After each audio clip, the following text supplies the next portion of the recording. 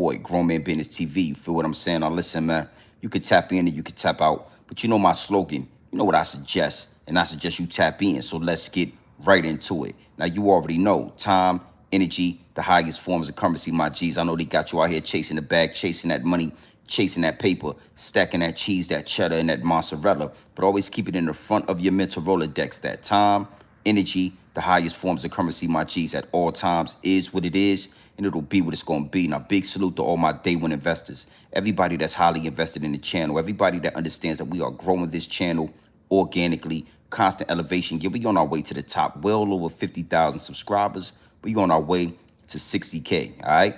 Even bigger salute to all my newcomers, all my new subscribers, all my new investors, everybody that's making their way to the Realest channel on YouTube. Yours truly, Grown Man Business TV, is what it is. It'll be what it's going to be. You know how I'm giving it up, and you absolutely know how I'm putting it down, my G's, all right? Now, listen, man, do me a favor. Wipe off your feet before you step into the big house. You feel me? Hit the like button. Hit the subscribe button. Make sure your notification bells are ringing loud and clear every time you step foot in the Realest channel on YouTube. Grown Man Business TV is what it is, and it'll be what it's going to be, all right? Now, listen, man.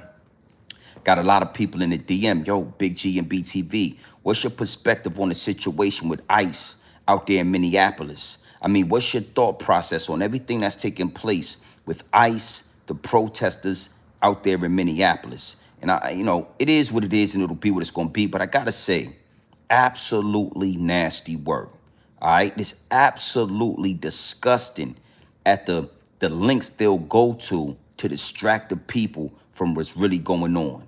You understand what I'm saying? I mean, you gotta really be, you know, amazed at how far they will go to have you looking at the double cross and not paying attention to the triple cross. You feel what I'm saying? Now, we're gonna talk about this because, you know, I got a lot of people tapped into Grown Man Business TV, and they saying, listen, man, why are all of the, you know, urban content creators talking about Corey Holcomb and Anton Daniels? Why are all the urban content creators not focused on what's going on in Minneapolis, not talking about what's going on with ICE? You know, these ICE agents, the shootings, the attacks, right? And I'm going to speak to that. You know, one thing for sure, two things for certain. You already know Grown Man Business TV. I connect the dots like none other. There is no other perspective like Grown Man Business TV in this application. And when I seen and I heard and I read those questions, I said to myself, those are valid questions. You understand what I'm saying? You know, it's a lot going on. It's a war going on outside. No man is safe from it. We all talking about Corey Holcomb. We talking about Anton Daniels. I'm going to break that down for you. All right? Big salute to the chat. Is what it is, and it'll be what it's going to be. Before we get into this pure dope, straight off the brick into the bottles, right? I got to do some customizations to the chat. One thing for sure, two things for certain. The higher-ups and the elites, they play chess at the highest level, right?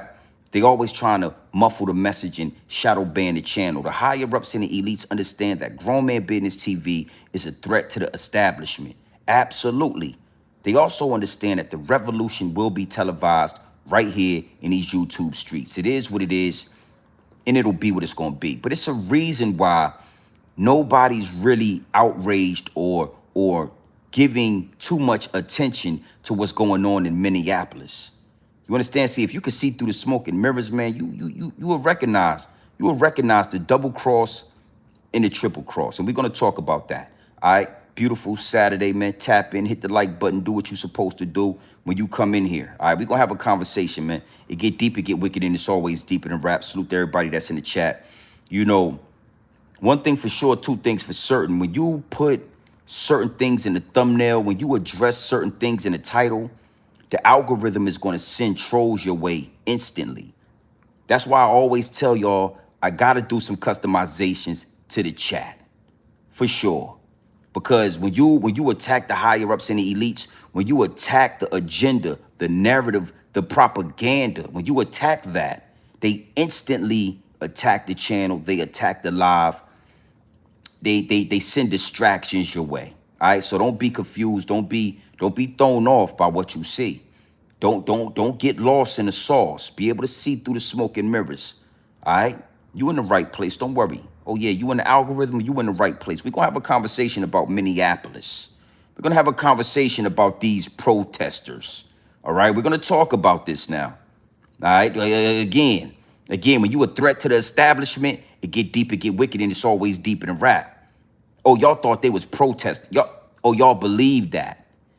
Let's conversate, man. Big salute to the chat. Y'all already know what I got to do. I got to handle this. Big salute to my wrenches. Big salute to everybody that's in tune with the channel, man. We've been having our way in the algorithm, all right? Now, listen, you see that right there, right? You see that right? You see that right there? Before you get in here with your Twitter fingers all in the comment section, trying to troll with your Twitter fingers, doing what the Twitter fingers do, all in the comment section, using your Twitter fingers 1,000,000 miles a minute, all in the comment section, twittering with your Twitter fingers. Hit the like button, hit the subscribe button, and make sure your notification bells are ringing for the Realest channel on YouTube. Yours truly, Grown Man Business TV. Yes, yours truly, my G. The Realest. There's nothing like it. There's none other.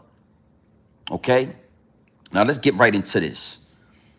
Again, I got a lot of people in the DM, especially the dog fur having people. If you're not in tune, well, you will be in tune. If you don't know, now you know, nigga. Yeah. The dog fur having people are all in and out my DM. And they saying, yo, G&B TV, man, why are you guys not talking about Minneapolis? Why is there not a lot of urban content creators, black content creators shining more light on the tragedy that's taking place in Minneapolis? Do you see what's going on? Have you heard about the shootings? Have you heard about ICE agents? Do you know what's going on in Minneapolis? And I'm saying to myself, you know, you must not know who you're dealing with. You obviously must be new to the channel. Do we know what's going on in Minneapolis? Absolutely. Is there a certain level of silence taking place from the urban community? Absolutely. Now, what y'all want to know is, why is that? Why is something like Anton Daniels and Corey Holcomb going at it, right? Having a showdown on YouTube more highlighted than what's going on in Minneapolis? Well, you know what? I don't mind being the bearer of bad news. I love giving y'all pure dope straight off the brick directly into the bottles. I don't sugarcoat the content. I don't step on the content. And that's why y'all come into the DM. That's why y'all ask me these questions. That's why y'all want my perspective. So I don't mind. I get a lot of gratification at giving y'all this pure dope. All right, so we're going to talk about this. It's not going to be a long, drawn-out conversation. Let's get into some realness. This is what y'all been wanting. This is what y'all been asking for. Minneapolis, ICE agents, protesters. Yeah, it's going down out there. You know what I'm saying? I mean, you got a lot of the dog fur. You even got some black people. You got Somalians and Africans. I mean, you got all different type of people making their way to Minneapolis to protest and to fight for their rights. Well, let's start right here. Let's start with number one. How many times they're going to run the same Hail Mary play on y'all? How many times they're going to do the same situation? They're going to run the same play. Every time it's an issue, you got, you know, protesting. You got all these people that make their way to this particular place, this particular, you know, geographical area in America, and they protest. You really got to be able to see through the smoke and mirrors. You really got to be able to wake up and ask yourself, how many times is this going to happen? The same play. How many times y'all going to fall for the double cross? The same time, the same Hail Mary pass. What's going on out there in Minneapolis is not what you think it is. It's a distraction for the most part. They don't want you looking over there in Greenland. They don't want you talking about Israel. They don't really want you to continue to talk about Venezuela. When the last time we talked about the Venezuelan president that we got on American soil in handcuffs? Oh, you don't see that over the news no more. Yeah, you don't hear nothing about what's going on with BRICS Nation and China. They're not talking about this. We done went over there in Venezuela. We done took over the oil. We ain't having no more conversations. Well, what's going on with the oil? Okay? This is a theatrical play that's taking place. And y'all buy tickets to it every time they do it. Okay, so we're gonna talk about this. Yeah, they're having shootings out there. We're gonna talk about that. But first and foremost, when you ask me about the protests, I'm telling you, man, this is a Broadway play y'all talking about.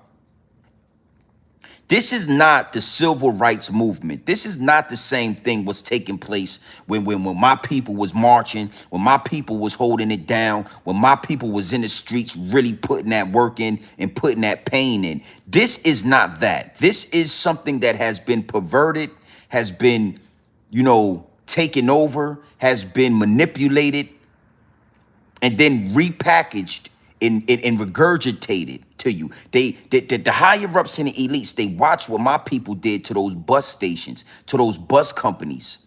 They watched my people march on Washington. They watched my people do a 1,000,000-man march. After they watched all of these different situations take place, they learned it, they perverted it, they repackaged it, and they gave it to y'all. And y'all been eating it up. Y'all been eating it up every time. Oh, it's a protest. George Floyd is a protest. Minneapolis is a protest. This is not that. This is when you peaceful protesting. This is not that. This is a Broadway musical. This is a theatrical play that's being played, and all of these protesters, they're actors. They're paid protesters. I mean, it's so blatant and so obvious that it goes over your head and under your bridge. So these protesters, a bunch of them are paid protesters. They working for George Soros. They working for BlackRock, and they working for Vanguard. Okay? The rest of these so-called protesters are people that have been brainwashed by the system. Oh, your whole bunch of Rainbow Coalition members. You ever notice anytime anything takes place, anything goes down, anytime there is a protest, I don't care what it's about, the Rainbow Coalition is involved? George Floyd, he was unrightfully police brutality, and it was a whole bunch of Rainbow Coalition members marching for George Floyd. Black Lives Matter. Come to find out, the goddamn leaders of Black Lives Matter was a bunch of lesbos out there stealing $90 million. Somalians. Oh, the Somalians are taking tax-paying money. And the lady out there that gets smoked by the ICE agent is a goddamn Rainbow Coalition member. Her and her partner, they done dropped the babies off at daycare and drove their ass out there to protest and protect the community they don't even live in. Yeah, they was carpet munching, and after they got done cleaning the carpets, they went out. Yeah, they was cleaning carpets. I'm going to start calling them. Let me tell you something. I'm going to start calling that group of women carpet cleaners. Oh, yeah, that download just downloaded. When the carpet cleaners got done cleaning the carpets, they dropped the kids off and they took their ass out there to Minneapolis and got smoked. Yeah, by ICE agents. Okay? So I know we've been talking about Corey Holcomb. We've been having fun with these puppets and these celebrities. We've been exposing a lot of these YouTube dudes, and we've been really having conversations. But don't get it confused. Like I'm one of them. You asking me questions you don't want to know the answer to. It was a bunch of carpet munchers in my DM. Yeah, it was a bunch of carpet cleaners asking me questions about Reggie and the lady who got killed and ICE agents, and we're gonna talk about that. After you get done cleaning that carpet, make sure you wash your mouth out before you get to typing to me. Don't type to me until you brush your teeth and you brush the carpet out the carpet all in between your teeth and all that. Yeah, that's my new name for you, carpet cleaners. You was a Hoover vacuum, ain't you? You were cleaning carpets. Respectfully, I want to keep this right now. Okay, so every time any situation, race, police, tax, fraud, immigrants, for some reason, Homosexual people they got a whole goddamn, yeah, they all in the mix. Y'all in the mix and you don't know the flavor of the Kool-Aid. Yeah, you all in the goddamn Kool-Aid. You don't know the flavor. So y'all need to gather yourself, okay? Gather yourself and then look at the situation after you have gathered your thoughts. Because these Hail Mary plays are becoming redundant. They're becoming very easy to spot. They're becoming very obvious. Oh, we have a problem in Minnesota. We have a website. Sign up to this website and you can become a paid protester. Drive your ass out there to Minnesota in protest. And we're going to record it for the American people. We're going to have content for the next 8 months. Y'all don't know. Y'all can't feel it. Y'all don't recognize that they just setting up these whole situations to have content to put on CNN and Fox News and the Breakfast Club, and y'all just eating it up. Y'all just sitting there eat. Y'all think this shit is real. You know what? One thing for sure, two things for certain. I got the receipts and I kept the receipts. I don't go nowhere without the receipts. But it's over 400 people in the chat and only 40 likes. I understand what you're doing and I ain't mad at you. I ain't mad at you. You want to sit in the background. You want to remix the content. You want to get ideas for your next live stream or your next pre-recorded video. I'm cool with that. I know a lot of y'all is jocking my style. Trust me, I see you. But at least hit the screen twice. Don't be a hater your whole life, man. You come in here and you don't tap on the screen twice, you's a hater, man. Respectfully. You's a full-blown, natural-born hater if you come in here and you don't hit the fucking like button, understanding what kind of pure dope you are engaging in. Yeah. Yeah, you know what you dealing with. That's why you over here. Chat go from 600 to 400, 400 to 600. It's because you think I done said something to you. You done hopped out the chat and all. You think I can see you. Respectfully, I can't see you, brother. Sister, I can't see you. Your ass jumped on out the hat. You think, now, yeah, 100, yeah, I done came back in. It's 500. See what I'm saying? You think I'm talking? Just tap the screen twice, man. I need to have 100 likes in here easy. Respectfully. I wanted to start there. What's happening in Minneapolis is a scripted play. It is a motion picture. It is a movie that has directors and producers and funders and investors. Okay? That's where we needed to start at, just so you can understand that it's nasty work. Okay? Now, we're going to get into some of these receipts because, you know, this movie, it looks so real. It feels real. To a lot of the brainwashed civilians in America that are not paid protesters, they think and they believe that this is a real thing. And you got to know something, right? When you playing on this level, when you delivering on this level, like the higher ups and the elites, it got to be some truth and some false. You can't just give them truth and that's it. You can't just give them false and that's it. You got to mix the truth and the lie. So some things are true, some things are lies. You mix it in real well and you can't figure out what's the lie or what's the truth. That's where I come in at. Big salute to that 10-piece nugget. You already know. Appreciate that, Victor.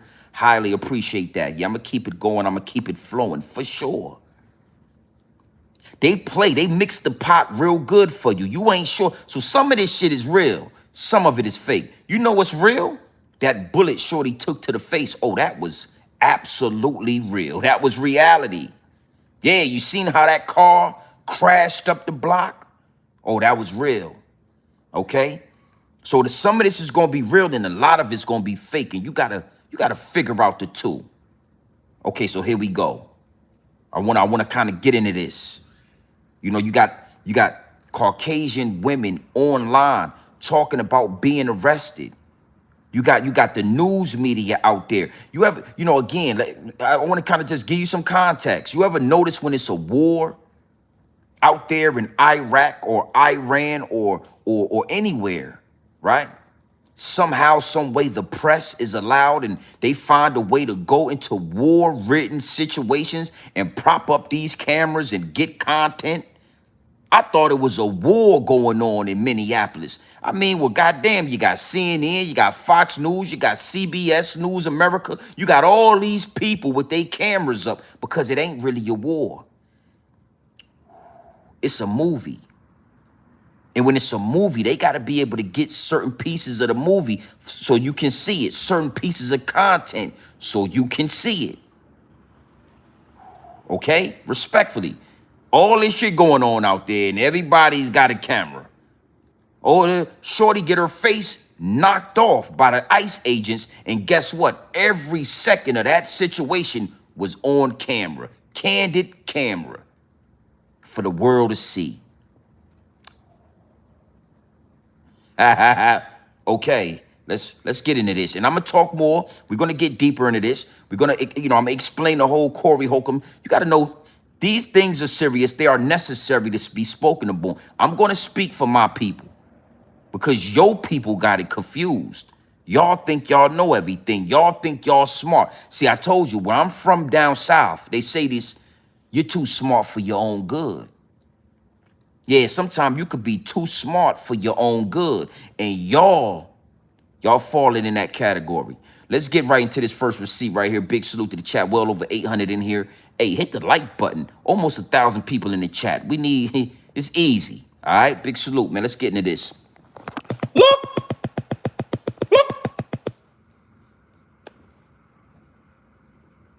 Shooting is what many residents and lawmakers had feared, and that is some protesters becoming violent and destructive.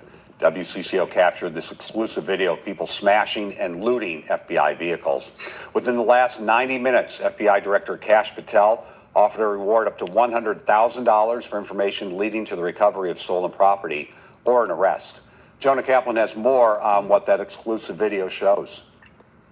Why aren't you protecting the community that you took a oath to protect? The latest shooting involving Immigration and Customs Enforcement officers happened around 7 p.m. Wednesday. We're shooting!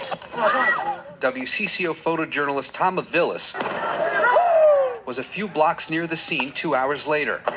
This is what he saw. I'm Somalian, so I'm here to represent my people. Also represent Mexican, Somali, all immigrants. How the f*** is you recording me as if I'm like you need to record me? I'm documenting. What's wrong with you? You know, it feels sort of surreal. It doesn't feel like this should be the world that we have to live in. Dozens of protesters smashed through two parked, unmarked FBI vehicles. They then forcibly rip out a large lockbox from the trunk and try desperately to open it. The crowd tore through a second vehicle too and successfully broke into the locked container. It was already emptied. We were in this. I've seen plenty of power banks. Nasty work. We gonna let them keep going. Hold on, give me 2 seconds. We gonna let them keep going. Big salute to the chat, but that's nasty work. 15 years of reviewing. That's disgusting right there. Look at what's going on out there. Now again, it looked believable, right? Let's just see what's going on. Big salute. Street, and the paperwork was on the floor. One woman we spoke with showed us what she claimed was inside, documents that appear to be from the U.S. Marshal Service. The whole intel, how they picking them up, how they finding them, how they casing the joint, where they taking them to, how to access the buildings that they taking them to, the coins that they receive for everyone that they pick the f*** up. Minneapolis police eventually moved in, deployed tear gas and pepper balls to disperse the crowd. Those looted SUVs, now covered in graffiti, were... All right, so let's start right here, right? Now, they're looting. They're destroying property. They're graffiti and drawing on cars. They're, vandalizing situations out there, right? Again, this don't sound familiar. This don't seem redundant. All of a sudden, we breaking in cars. They finding intel. She finds intel. And she gets on camera for the news people and tell them, yeah, we found the intel, how they arresting them, where they taking them, how much. Come on, this shit is a movie. This is a movie. And then you got to ask yourself, and you got to really be honest with yourself. And, you know, they can't stop these people from doing what they doing, right? You got the police out there. You got ICE out there. You got all these armed military militia type of men out there with bulletproof vest, hats, all of that. Nightsticks, mace, tear gas, and they can't stop regular civilians running around the street. These motherfuckers got polo jackets on and goddamn Nautica sweats on and all that. The motherfucker ain't got no Teflon. They ain't got a bulletproof vest. These motherfuckers ain't got a gun. They ain't busting a shot at the police. They running around, vandalizing property, and we acting like they just out of control. We got the U.S. goddamn, the National Guard out there. We got ICE. We got the public, you know, yeah, we got the police department out there. We got everybody with guns, and these people they just running amok. You know why they running amok? Because 80% of them people that's out there are not even from Minneapolis. That lady that got her head blown off, she wasn't even from the neighborhood she got smoked in. You get my drift? You get my drift? This is easy math. Okay? Minneapolis. Let's go a little bit deeper. I got one more. I got a couple more receipts actually, but I want to go a little bit deeper. And I'm gonna let this young lady speak, but I want to just say a few more things towards what that is. You know, y'all chasing ICE agents, y'all trapping ICE agents, y'all barricading streets. You know, y'all blowing horns. You're alerting the community that there are ICE agents in the community. You know, I want to, again, I want to explain this because y'all in my DM, y'all want to know. And I'm going to be very explicit. I'm going to be very upfront and blunt with this situation. Okay, we're going to get into that angle next.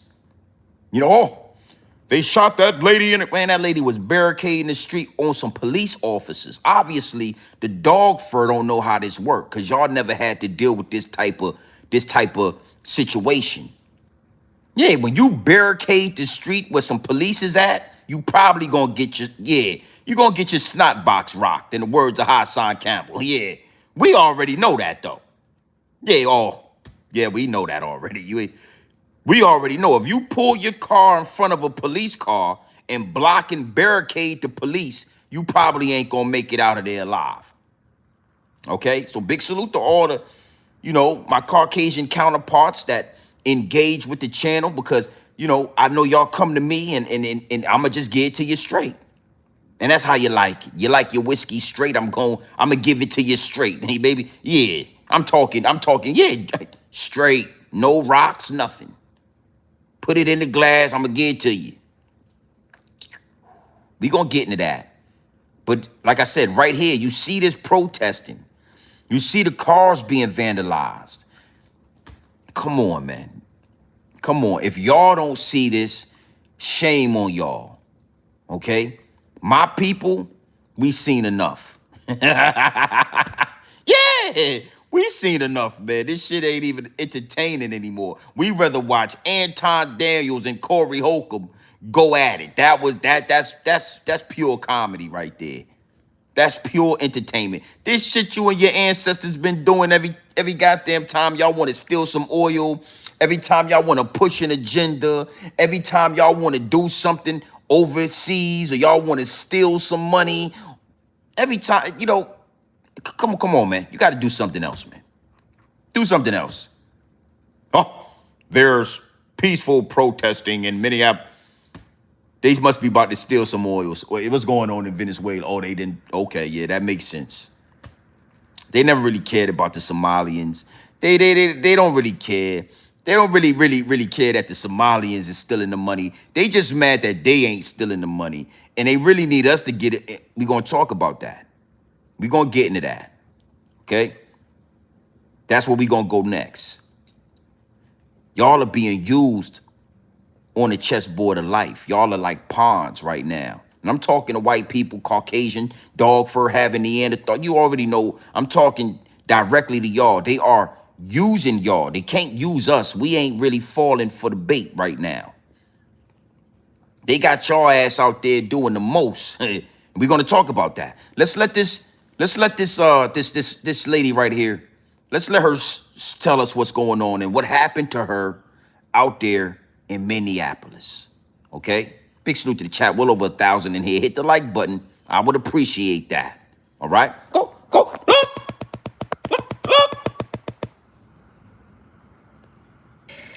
I was violently arrested and detained by ICE 2 days ago with my friend in Minneapolis, and I want to share a little bit about the story just because I think it's important that people know.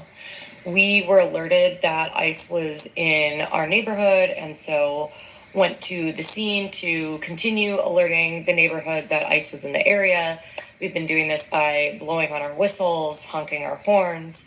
So we were following 2 ICE vehicles and doing just that when they got out of their vehicles, surrounded the car, pepper sprayed into the front windshield vent of the car, and then proceeded to come back and break the glass on both the passenger and driver's side of the vehicle and drag us out of the car and arrest us and take us to the federal detention center in St. Paul, Minnesota.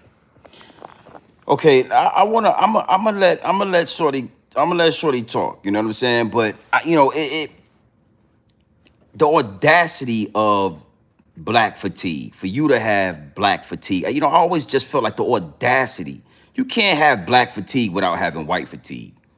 Ain't no way you can have black fatigue and not have white fatigue. And I'm gonna tell you something. I got white fatigue. Yeah, I'm tired. I'm getting I'm just getting. Listening to this lady right here, it's just like I'm getting tired, man. Nasty work. Okay, so you went into a neighborhood where the police, ICE agents are federal agents. They are police. They are government official workers they are police officers, okay? You went into a neighborhood where they was constructing and doing some business at, and you started alerting the criminals that the police was there. Ma'am, respectfully, you can't do that. You can't go, and I'm gonna really break this down, but you can't go where the police is at and tell the drug dealers, yo, it's police over there. Your ass go to jail, obstruction of justice. So the fact that you don't know that, and then you got your ass on this camera, and you just, you giving a whole guilt trip, Shorty. Your ass supposed to be in prison right now. Your ass supposed to be in prison right now for sure. Okay? Then you followed the ICE agents. So now they done got y'all so hook, line, and sinker. Y'all think y'all can follow the police. And this is why I got white fatigue, right? Because if a car full of black men were to get in the car and follow the police, and then the police was to shoot those black men, this same white lady would have been saying, oh, you shouldn't have been following the police. Oh, you know better. You shouldn't let the police do their job. Why would you do that? Why would you follow the police?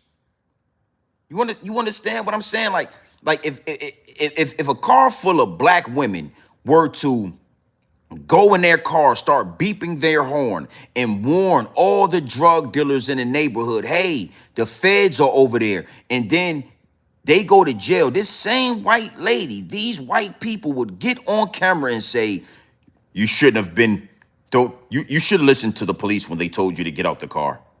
Yeah. When the police told you to put your hands up, you should have listened.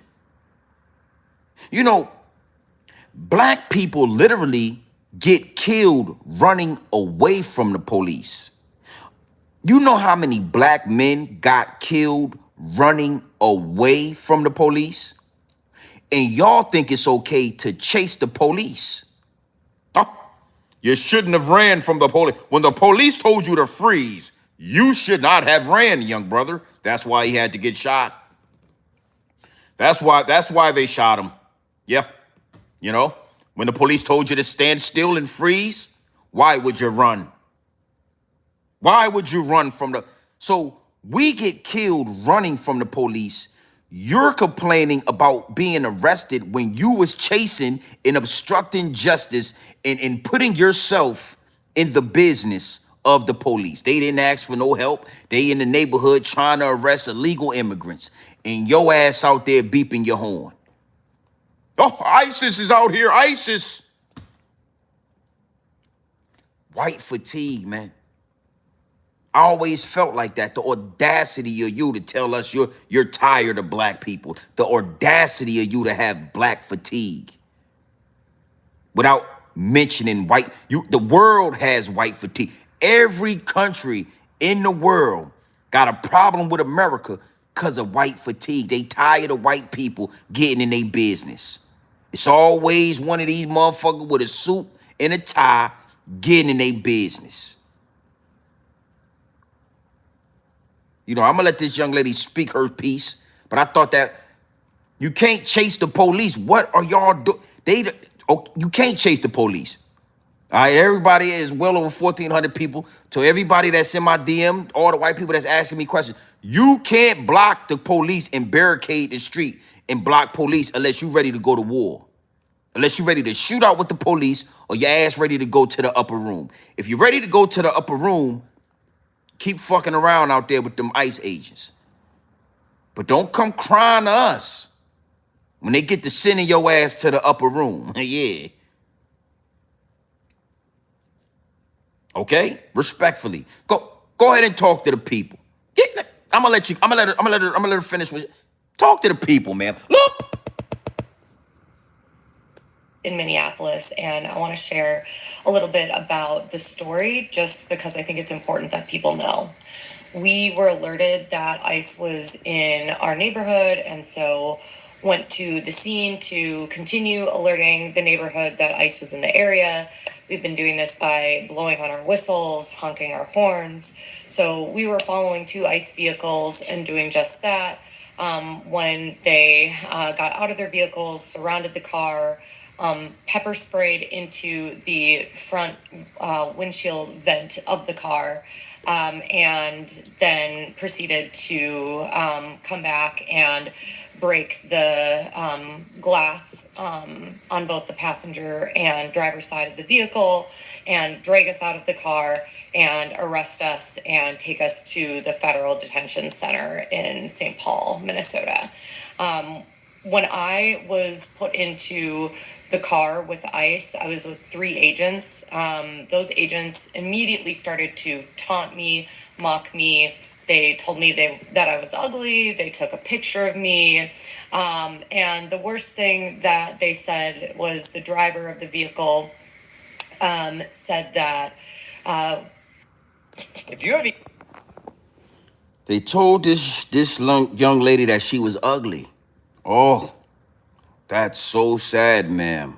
Ma'am, I'm gonna, you know what? I'm gonna let you. I want you to finish. But they told this dog fur having woman right here that she was ugly. She was unattractive. Her dog fur is thinning and shedding, and they told her about it when she got in the car. And she's telling us, and I'm going to play the violin. Go ahead and talk to people. Look. And the worst thing that they said was the driver of the vehicle said that into the car with ICE. I was with 3 agents. Those agents immediately started to taunt me, mock me. They told me that I was ugly. They took a picture of me. And the worst thing that they said was the driver of the vehicle said that you guys need to stop obstructing us. I'm so. You need to stop obstructing us. The man told you, listen, sweetheart. Yeah, it's ugly. Yeah. I wouldn't touch it with a 10-foot pole, but I just want to be honest with you. Y'all need to stop obstructing us. Y'all need to stop barricading us. Y'all need to stop involving yourself in police business. This ain't got nothing to do with y'all. We looking for the Somalians, illegal immigrants. We trying to handle police business, and y'all getting in the way with with your ugly ass. Yeah, with your ugly ass. You're getting in our way with your ugly ass. I just wanted to be honest with you. With your ugly ass. That's what he was saying to you. Yeah, I mean, get your ugly ass out the way, man. Go about your business. Okay? Now, this receipt right here is going to segue me into why my people, I ain't saying we don't care. Respectfully, we do care about tax-paying dollars. You know, it's billions of dollars up in the air with these Somalians and all of that. But we understand that this is a play. We understand that the government don't really care about them billions of dollars, because for those Somalians to get those billions and billions and billions of dollars, you know how many government officials had their hands in the pot? They had to let that go through. You know how many government officials knew those daycares wasn't what they were supposed to be? You know how many they got their hands in the pot. So you crying about something they already down with. They only exposed it to y'all because a war is we on the brink of war. We on the brink of war. So they need now, all of a sudden, they saying, you know what, we gonna sacrifice them billions of dollars. Tell the American people about that money. Let's point the fingers at these Somalians. Let's send our protesters out there to Minneapolis. Let's get the ball rolling, because we got to get Greenland. We got to get Venezuela. We about to do that. And we got to get Greenland before China or Russia get in there. So we need to get the ball rolling. Now all of a sudden we know about these billions of dollars. Nancy Pelosi is worth damn near $500 million with a $175,000 salary, and you think she ain't been getting hit? What you mean? They been knew about it. So they got y'all hook, line, and sinker. They done put y'all out there. Oh, we're gonna talk about it. Okay? We're going to talk about that. We're going to get deeper into that. But I wanted to use this receipt to segue into one of the reasons why it is what it is, man. It is what it is. Yeah, I talk about it because I'm knowledgeable on it. I understand what we looking at. But I ain't going to lie to you like I'm going to be reporting on this every day. Nah, man. This the same shit they did last year and the year before last and the year before that and 10 years before. This is the same play. Okay? So let's go into another receipt, right? And, you know, last night I showed y'all a picture of my great-grandfather, right? And he's suited and booted in his military uniform, right? And in this next receipt, I just want you to know, like, I've heard stories like this in Virginia from old heads, older men, you know, 1 or 2 generations behind me, the Vietnam War, this war, that war that they fought in and still had to come home to racism, still had to come home to discrimination. They was fighting in a war for America and coming back to America and dying on American soil from racist, dog fur having people just like this young lady right here. So, you know, it get deep on why we not really caring.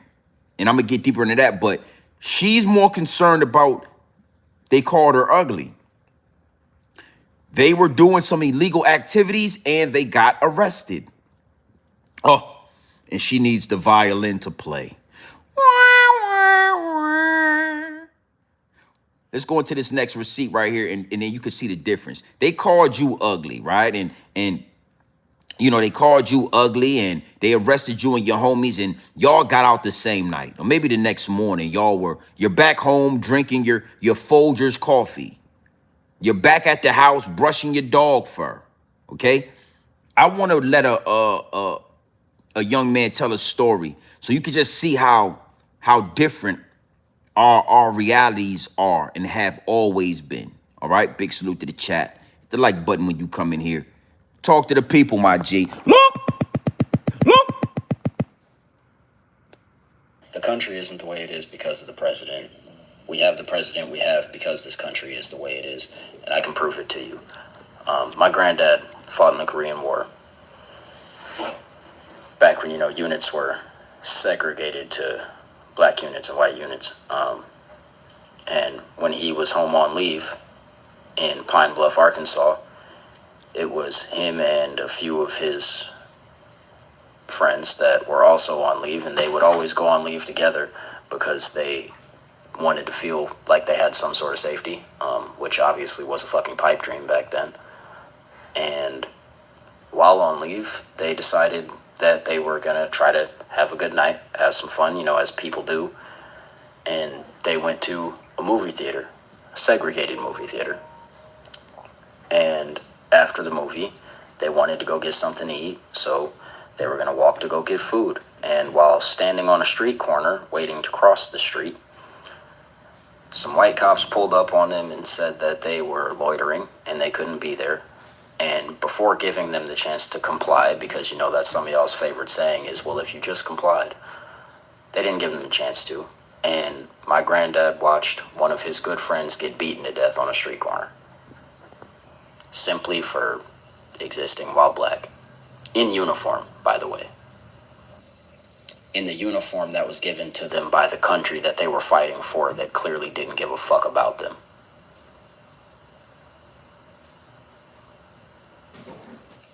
This isn't a new thing. It's not an isolated thing for all the people who think that, oh, it's been so long since it's been bad for minorities or since it's been bad for black people.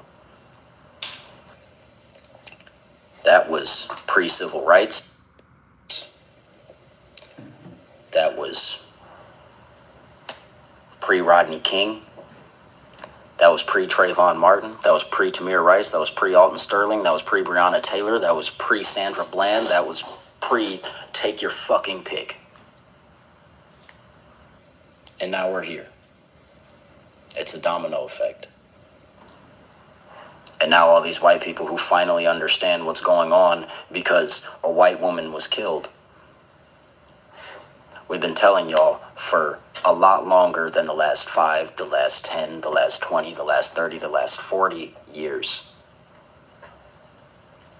If we don't matter to this country, eventually neither would you. And here we are. Now, if you see like the disdain on that young man's face, you understand what I'm saying?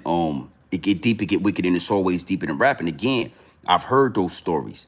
I'm in tune with my elders, my ancestors, the OGs out there in Virginia that experienced what they experienced. I was one of the youngsters that always listened when they was talking, even if they was drunk. Even if they was high, you know what I'm saying? They would have these real elaborate stories that most of my homies wouldn't listen to. They like, that nigga's drunk, that nigga. But me, for some reason, I was intrigued by it. I believed it a lot of the times. You can't make these stories up. You know what I'm saying? His grandpa told him that story. So we supposed to be, you know, and I seen that in the chat, right? I'm not even gonna say no names, but we should get past the past. See, they always want you to get past the past. They always want you to, you know, stop living in the past. But if you don't know your past, you don't know your future. If you don't know where you came from, you don't know where you're going. And I understand why y'all want us to forget those type of activities, because it's disgusting. It's disgusting. And the thought of even a story like that will make you realize and remember the retribution that you probably deserve.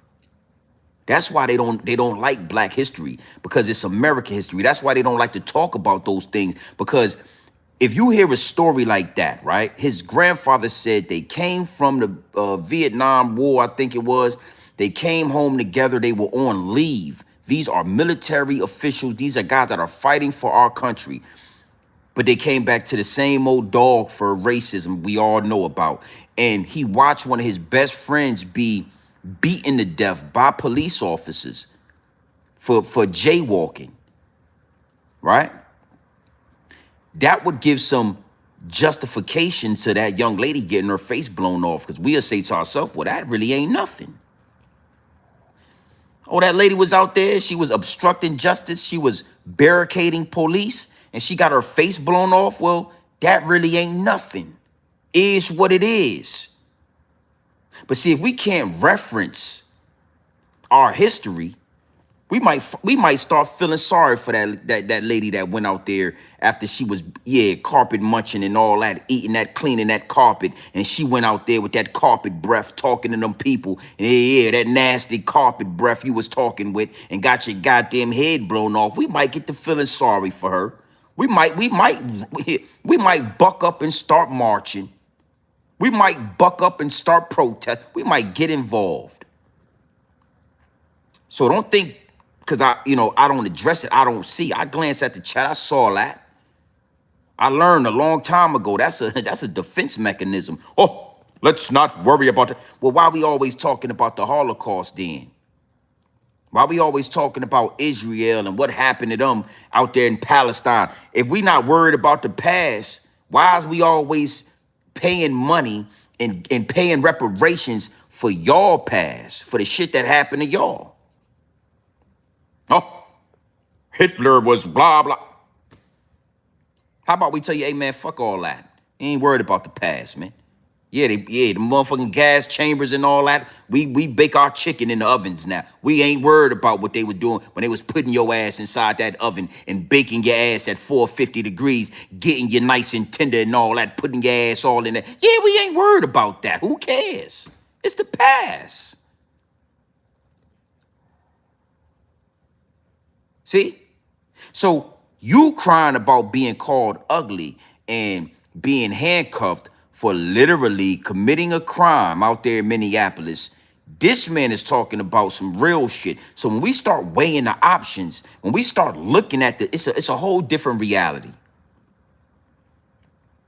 So that is one of the main reasons we are not involved in this, and we are not going to be talking about it every day, wasting our breath. This is a waste of. It's only not a waste of energy if you don't know what I'm talking about, and then I can enlighten you. But for the most part, man, like, you don't know what's going on.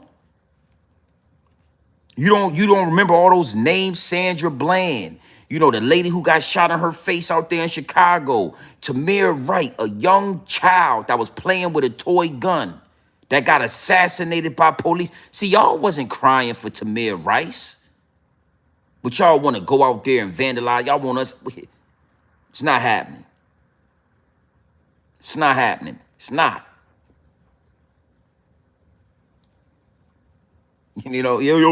Word. I got a kick out of Anton Daniels and Corey Holcomb. I got a kick out of that. You know what I'm saying?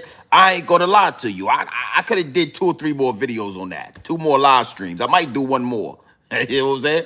I might do one more goddamn live stream. It's just funny to me. It's real funny to me. But shorty, what y'all doing out there in Minnesota, I'm not impressed.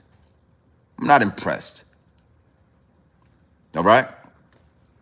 That's what come with it. Big salute to this young man right here. When I heard this story, it reminded me of some of the things that the OGs was telling me back in the day. I got so many stories from the old heads, man. Just real older dudes that went through the 40s and the 50s and really seen, a crazy time in American history. Like, you think it's wild now. You think it's crazy. You think it's violent now. Think about when all that was going on. When they was just beating black men to death on the street corner. When they was hanging black men, that shit wasn't even being reported. Niggas was getting, they say, oh, he ran up north. Oh, he must have ran up north. They was just blaming that shit on niggas running up north the whole time. He in the swamp. Yeah, this nigga in the swamp somewhere. He ain't never coming back. He done went up north. He ain't never coming back. Whole time his ass they fed him to the hogs and all that. Put his ass in the swamp out there with the alligators and all that. He ain't never coming back.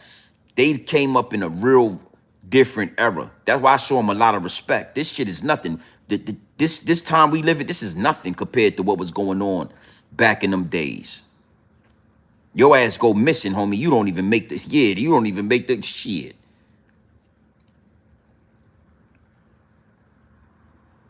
know how many black men went missing and they told them, oh, he must have ran off and went in the military. He probably died at war. They hung his ass in the back, cooked him, and ate him because, they like to eat. They was cannibals and all that. They hung him, barbecued his ass up and ate him and all that, right? And then told his parents and his family, oh, he must have ran off into the army.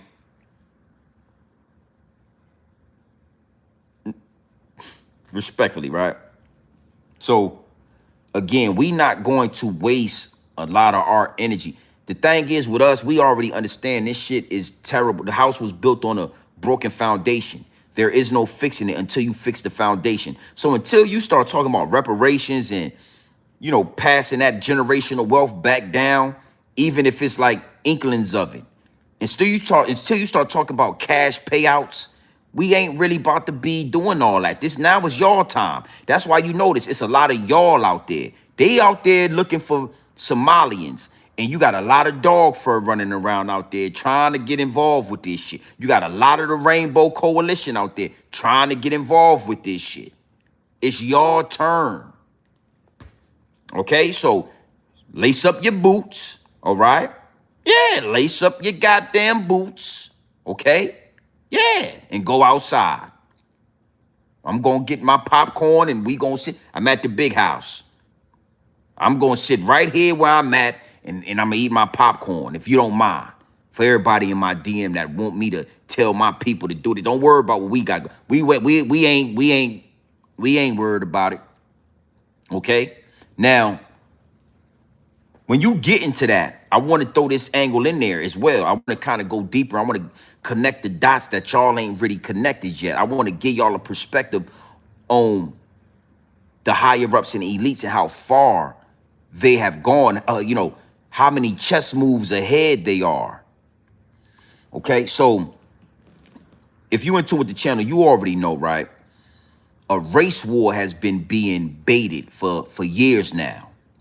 You know, anytime they get a chance to, even with the Charlie Kirk situation, how he was talking about black people and he got assassinated, and his last couple of words were he was about to say something about us. Like, they've been baiting a race war for years now, but it don't really take like that. Nobody really takes the bait, because regardless on what you think or what you don't think, on American soil, black and white people, man, we work together, we get money together, we live amongst each other. You know what I'm saying? We chop it up at the water hole. Some of us, they hang out with each other. Like, they know who we are. They know we not immigrants, right? And then you got a whole bunch of immigration on American soil. You got the Somalians. You got all these foreigners on American soil. So trying to bait us to go to war, it just don't work like that. Even when I talk how I talk, you know how many white people that rock with me and we have a mutual understanding. I'm just gonna tell you the truth, but they respect me for that. So the race war thing is not working fast enough. So the next play is white women. Liberal white women. Now, one thing for sure, two things for certain, you got to know. Even back in slavery days, even back in early American history, white women played a very vital role in the racism, in the white supremacy, in the destruction, in the confusion. You know, one thing a lot of people look over is the role of white women. And I want y'all to follow me on this, right? Because again, the race war ain't really working. So now it's like these liberal white women that's kind of like baiting the situation. And I think to a certain extent, that's going to spark it off. Women, when it come to that wolf pussy, women can really make some things happen. So back in the day, you got to know, like Ku Klux Klan. I'm just give y'all some context, right? When you think about the Ku Klux Klan, who was sewing together those hats and those hoods? Who was sewing together those sheets? Who was putting the patches on those sheets? It wasn't white men doing that. I mean, you got to be a seamstress to sew together a hat like that. Those motherfucking hats. Oh, that ain't no easy feat. You got to be a goddamn, you got to know how to seam. Yeah, you got to be a sewing machine to make them little pointy hats all nice and neat like that, right? With the slave owners, when it came to certain slaves and certain things and situations on the plantation, behind closed doors, white women were way more vicious than white men. White women knew their husband was raping those black slaves. They didn't stop him. They didn't go against them. If a black female slave was real pretty, the white wife would be jealous, and she didn't like how her husband was looking, and things would happen. So I'm just trying to give you some context on what I'm talking about when I say like white women, not respectfully, no disrespect. I'm just saying they are vital. They are vital in helping the forward progression of some of these acts. Okay? Now, fast forward to present day right now. You have liberal white women calling their husbands cowards and saying, I got the receipts, but they are saying like, y'all are cowards. Y'all should be out there fighting ICE, protecting your family, protecting your homestead from the ISIS agents. And this chess move right here is the chess move I will say is more likely to jump some shit off. When you get them white women, your wife and your girlfriend get to calling you soft, calling you a punk, calling you a coward, telling your ass you going out there, get it cracking, shit might get cracking. You know what I mean? You might not be able to get Billy to ride down on Tyrone. Billy live over here and Tyrone live over there, but they work on the same construction site. Yeah, they get money together. They go to the water hole. They talk and they share situations, and they talk about their wives, and they might have a beer together. But when that white lady tell that to her husband, get your ass out there and go to war with them police.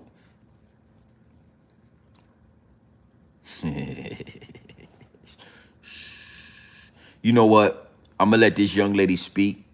That's really, I want to say that this is really a thinning strand of dog fur right here. I mean, this dog fur right here, I ain't gonna lie, it's thinning out. Yeah, it's getting thin all around about your crown right there. All around about your crown, that dog fur get to thinning out. Yeah, that's why I told you, ain't nothing about that hair. It's dog fur. Respectfully, all around your crown right there is thinning out. And I just wanted to throw that out there. You should never inspire to have that dog fur, that good hair, that dog fur. Go ahead and talk to the people, ma'am. Look! Concerned about everything happening in Minneapolis and very concerned about when it will come to your front doorstep in your community, because it will. All about Roger Crown right there. I want you to know that your partner is looking to you to be the protector, provider, and leader of your family that you all claim to be. We've been told our entire lives, men are natural leaders. Now I'm hearing from all my friends when they go to their husbands saying they're worried, that they want your support, that they want to talk to you and plan for what's happening to keep your children safe or to make sure that your family is okay.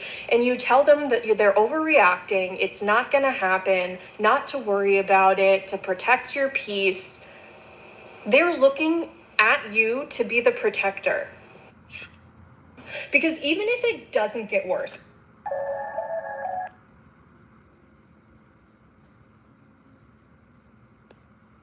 let's play that out. Your partner, your wife, your girlfriend is now always going to remember that when she was scared and she looked to you for leadership and support, you brushed her off. Why doesn't really even matter. So what if it never happens? So what if it never comes to your doorstep? It will. But what's the worst that could happen by actually engaging with her and strategizing with her and, I don't know, showing up as an actual partner to her? Because she will remember that. She will also remember what you're saying now. And if you want to be looked at as the leader of your family, as the protector of your family, as a provider of your family, you have to actually lead, provide, and protect. It's not just one. It's not just you have a job and you get paid. Most of us have jobs and get paid too. You have to actually be involved. We're failing. Now, I want to say something. I want to just say something. I want to speak to this. Basically what she's saying is, you know, the ICE is going to come to your doorstep. Oh, the ISIS agents are coming. And they want to be protected from ISIS. Yeah, they want to be protected. They want you to go and risk your life. And you're not a provider or a protector if you don't do that. All right? Now, first I want to say this, right? Right now, the ISIS ain't at y'all door. Y'all involving yourself in some shit ain't got nothing to do with y'all.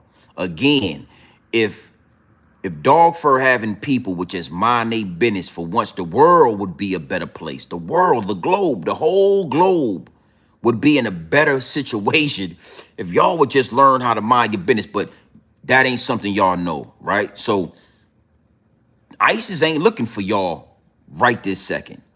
Right now, they looking for Somalians stealing that money.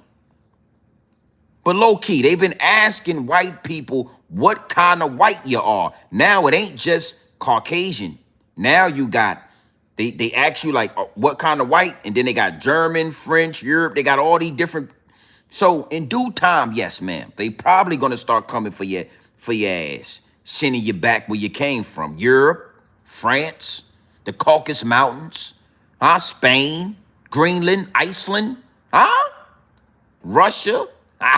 It's all different type of dog fur. It's all different type of strands of dog fur.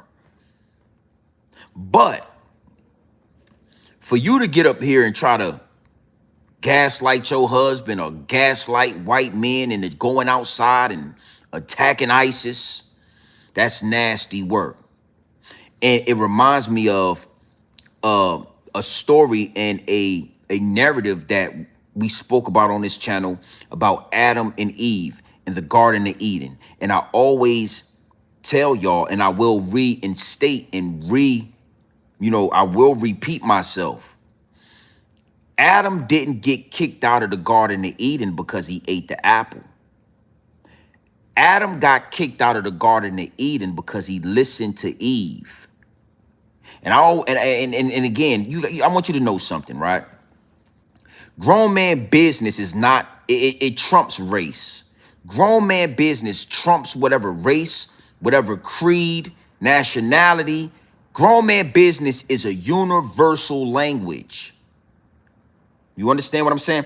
I'm just foundational Black American. I'm just American. I am who I am. But grown man business and the ideology and the mind state and the mindset of grown man business is a universal language in all cultures, all races, creed, nationalities. You have grown men involved. There is some white men that are grown-ass men that stand on business about their family. It's Asian men. It's grown men in all cultures. I wanted to throw that out there so you can understand. When you look at the book of Adam and Eve, the Garden of Eden, that shit is something that speaks to grown men on a universal language. And this is a prime example of what I was talking about. You know, your woman is going, her natural nature is to like to press you a little bit. It's like confrontation that comes with a woman being your woman. And what you got to know and understand is you supposed to answer to God. You don't answer to no goddamn woman. I don't care who she is. You don't answer to your wife. You allow your wife and you allow yourself to accept some things that your wife might present to you. If it makes sense, then you allow yourself to take that. But your wife, this woman is telling her husband or a man that you need to be doing this and you need to be doing that, and that's what make you a provider and that's what make you a protector. No, no, no, no, no, no, ma'am. And see, again, Adam got kicked out of the, listen to me. The serpent ran down on Eve. The serpent told Eve, bitch, listen to me. You know, the serpent is a deceiver. It's not just a serpent. It's a man that's a deceiver. And he got up in Eve's ear and he deceived Eve. That's why sometimes other men will knock your bitch. That's why sometimes another man can invade your empire through your bitch, because as powerful as they are smitten. And the right man, the right serpent, the right deceiver can get in your bitch ear. Get to whispering to her. And guess what? She gone. So when the serpent got next to Eve, he wasn't a snake. He was a man. He was a deceiver. He was all in her ear like, bitch, you know what? What you mean? What you mean? Who told you that? God told you that? I'm telling you, those apples got the power. He don't want you to be as powerful. And guess what Eve did? She did what most women do. She chose up and she ate that apple.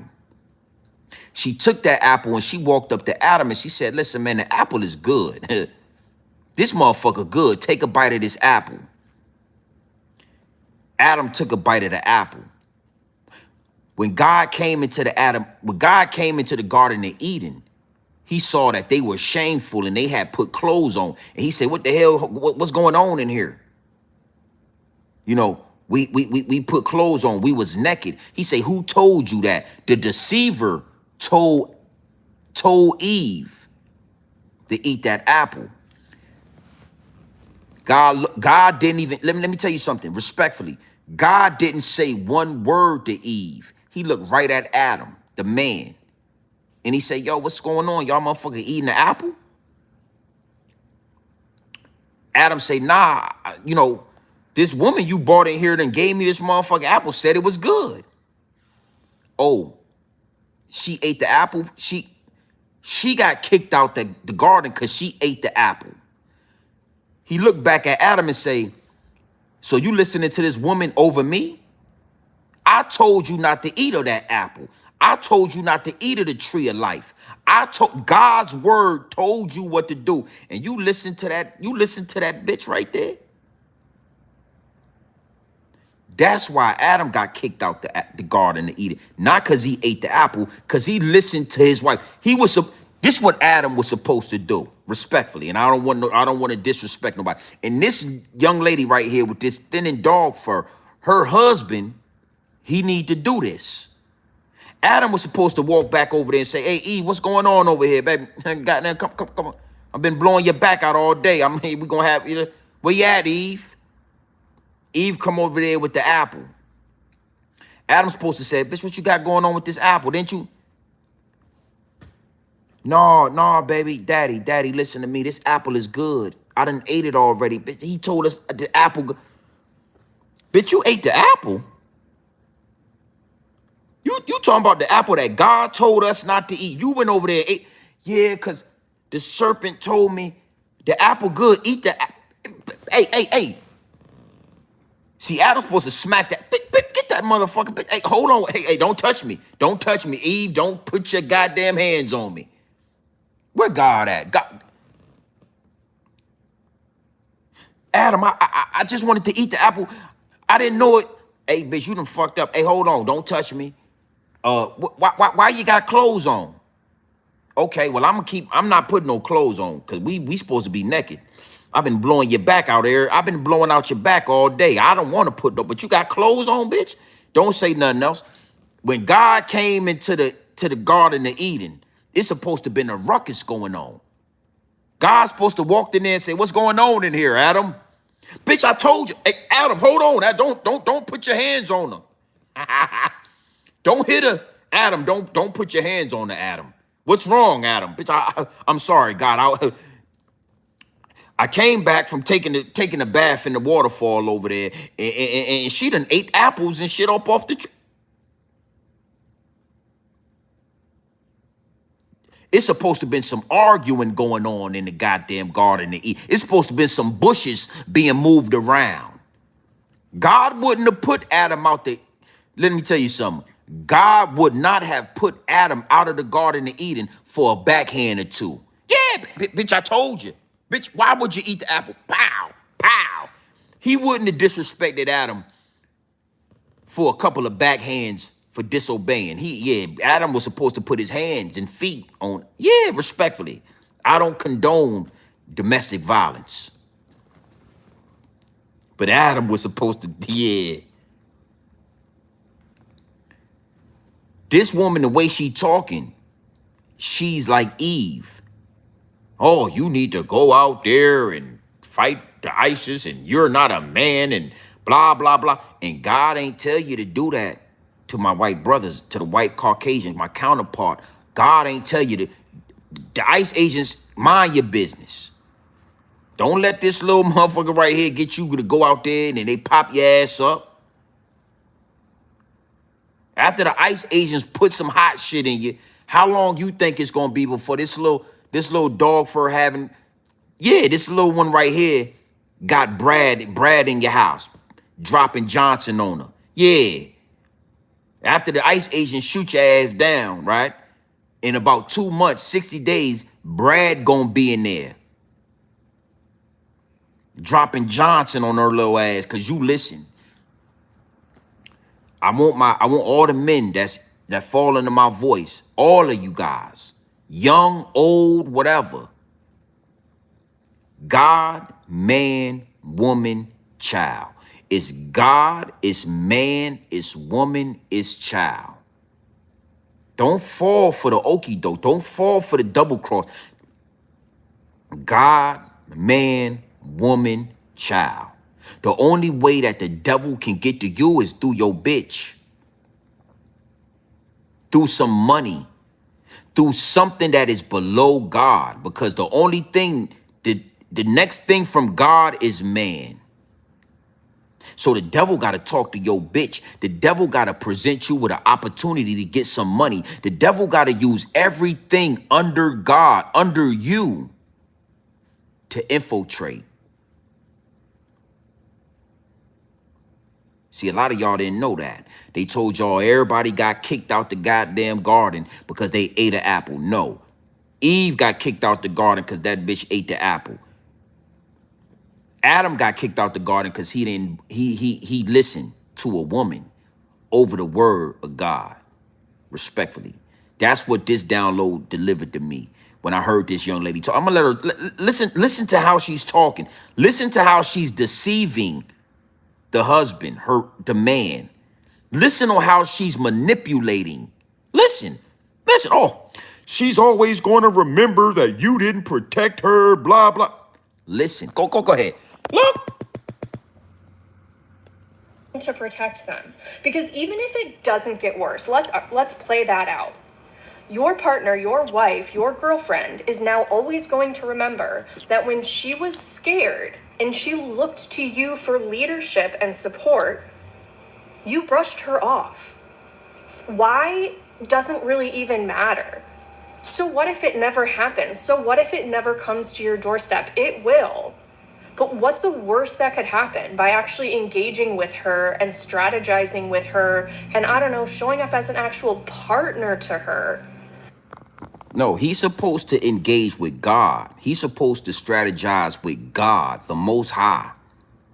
That don't got, see, again, you listening to this and it's tricking you out position. What's the problem with you strategizing with her and manipulating with her and figure? Don't worry about that. Go get some rest, sweetheart. Put some gel in that dog fur and figure it out. But what I'm going to do is I'm going to talk to God. God going to talk to me. The message comes through me, and I deliver it through the family. Once God says it's time to go to war, once the Most High, oh, trust me, as men, when it's time to go to war, the Most High, the download going to download, and it ain't no turning away from it. But we don't need you to strategize with us. That ain't how this shit work. And it ain't never downplaying a woman. But what a woman got to do is be a woman, and a man got to be a man. And when both of these two things can coexist, that's when it's a matrimony under God. That's when it's dangerous. When a woman know what she's supposed to do and a man know what he's supposed to do, that's when it's dangerous. But when a woman want to be a man, Eve wanted the same. She wanted to be equal to God. That's how the serpent tricked her. The serpent, the deceiver, told Eve, listen, he don't want you to eat that apple because he don't want you to have the knowledge he got.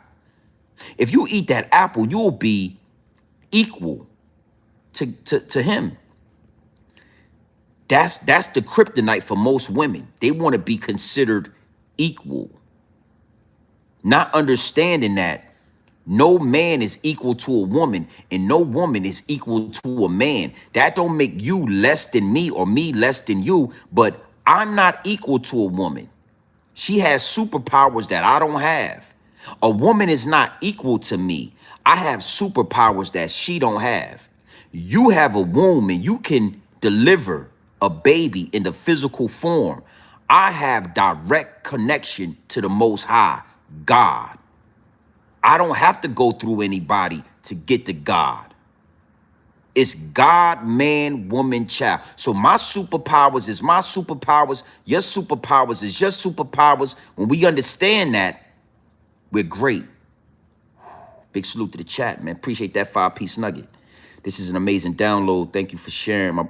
No problem. I highly appreciate that 5-piece nugget. Make sure you are tapped in with the Realest on YouTube.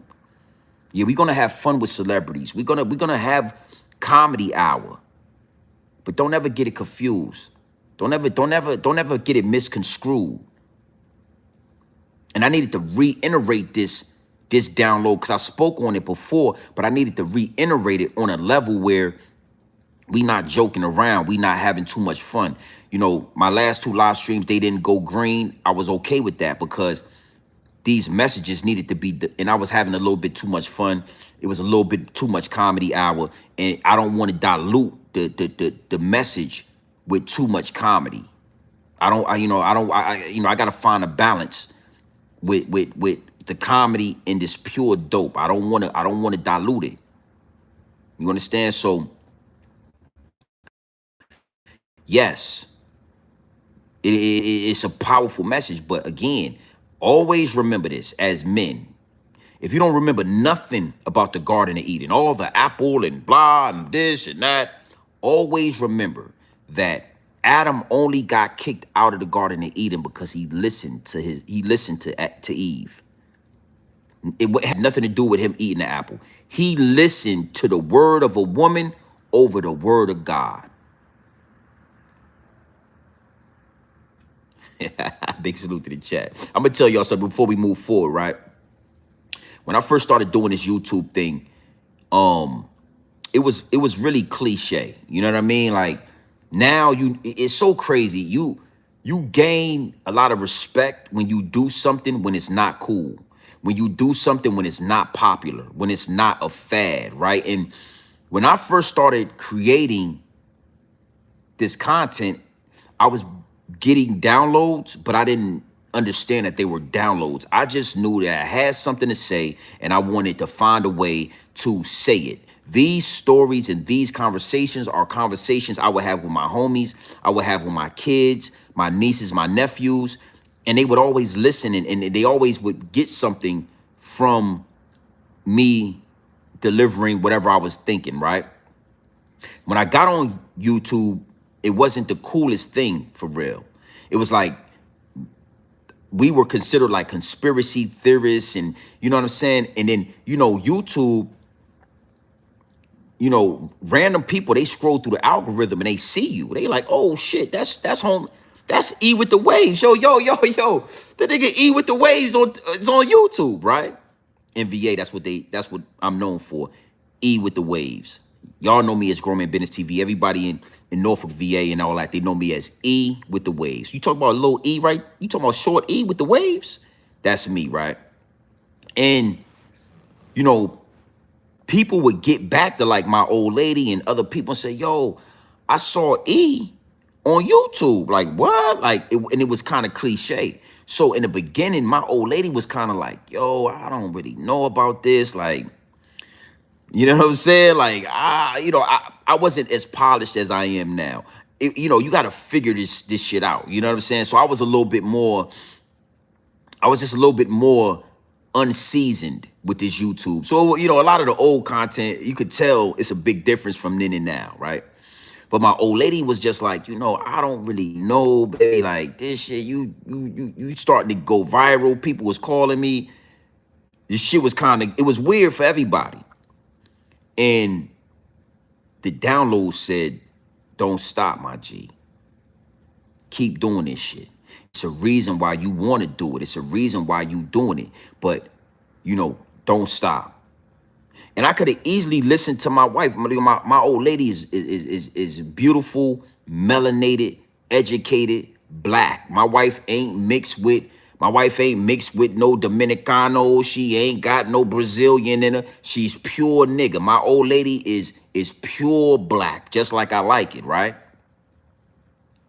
And she's really smart and educated. Master's degree and blah this and this degree and, right? So it could have been easy for me to just be like, yo, I think I'm gonna just back off this YouTube shit. You know what I'm saying? Too many people are starting to. I was going viral with the Young Dolph. The Young Dolph joints I was doing was 250,000 views in one day. I did a pre-recorded video before my channel was monetized. That shit did 250,000 views in 18 hours. Somebody reposted me when I was talking about I was talking about Takeoff when he got assassinated out there in Houston. Somebody like put me on TikTok. That shit did a million in like 12 hours. So I was really like going viral.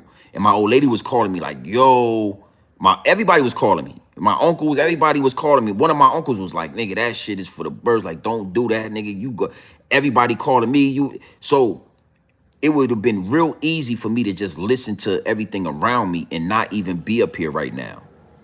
But because I didn't, I listened to the downloads. The download told me, yo, you going in the right direction. Just figure it out. Get a little more polished. You understand? Learn how to articulate yourself for the algorithm so it don't so it ain't so vulgar and people could actually watch you or your mama could. I figured it out. I'm saying all that to say, like, it's easy to listen to Shorty right here. It's easy to listen to the chick that you busting open all day. You know what I mean? You busting her back out. You know what I mean? You in love with her. That motherfucker, yeah, that little thing nice and tight. You know what I mean? She dropping that motherfucker on you every day. You can't do shit. Every time you look up, she dropping that motherfucker on you. She tell you to do something, you might listen. What you more prone to listen to? Most men is more prone to listen to the woman that's dropping that wolf pussy on them every day. When he wake up, she dropping that cock on him. When he go to sleep, she dropping that cock on him. When he go to get lunch, she drop with the baby you want. You know what I mean?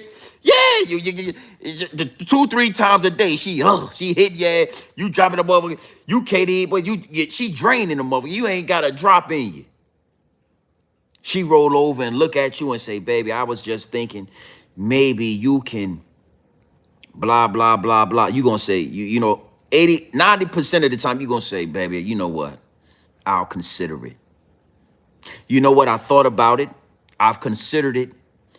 And I'm gonna do it. I'm gonna take your feelings into consideration. Yeah, you been dropping that motherfucker on me every day. I can't even breathe, but that pussy good. I love you. I'm married you. I done proposed to you, and I done put a ring on your finger. That motherfucker you drop. You know what? I ain't gonna do it no more. The whole time, God had a plan for you. The whole time, you need 10,000 hours of this shit to make it real. You need 10,000 hours of anything to make it real. Job, career, hobby, music, whatever you went to, you need 10,000 hours of it to make it real, my G. You ain't got 10,000 hours of it. You not a professional. I don't care what you doing. You ain't got 10,000 hours of it. You do hair and makeup. You ain't got 10,000 hours of doing hair and makeup. You're not a professional.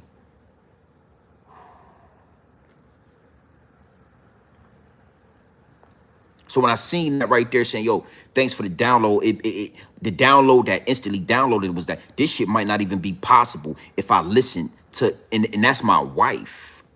She got my last name. I'll kill, die, go to jail about shorty.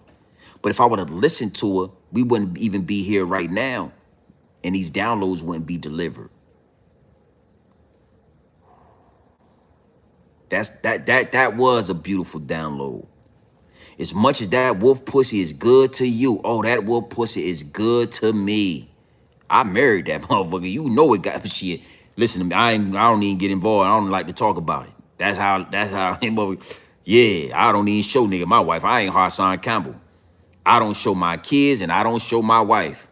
You will never. I don't even post my wife. I rarely post on Instagram. We used to argue about it. Oh, you don't post me? I don't. I'm not putting that wolf. I'm not putting that motherfucker on display. I'm not displaying that type of shit. That's all for me. I don't even post on Instagram. That's how fire that motherfucker is. So yeah, the devil, that's the closest thing to man is the woman.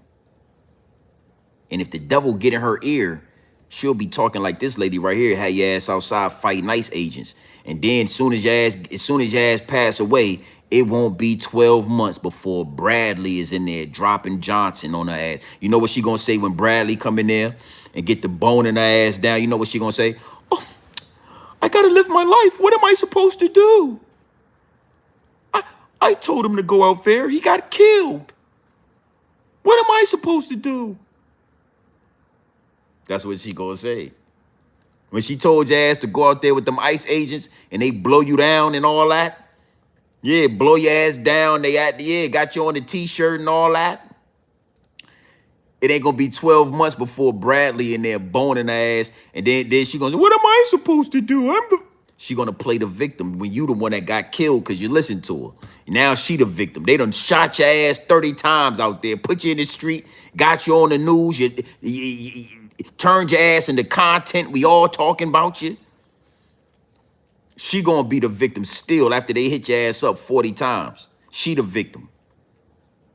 What am I supposed to do? I gotta live my life. I gotta live my life. What am I supposed to do? Bitch, you supposed to be a widow. That's what you supposed to do, bitch. You supposed to be a widow, but you ain't supposed to be taking no goddamn dick. I'm gonna make sure, my bad, I'm sorry. But you ain't supposed to be eating no dick, bitch. You a widow, ain't you?